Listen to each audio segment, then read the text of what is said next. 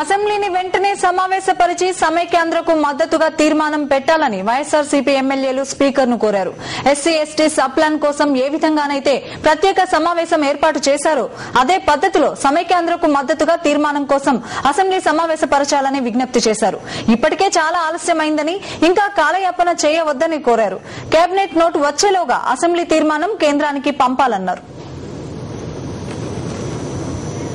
Note తయారు కాకముందే cabinet లో నోటు తయారయ్యి దాని తర్వాత అది ప్రెసిడెంట్ కి వెళ్లి ఈ ప్రాసెస్ అంటే ముందే అసెంబ్లీ సమావేశాన్ని ఏర్పాటు చేయాలని చెప్పి స్పీకర్ గారిని కోరడం జరిగింది. ఎందుకంటే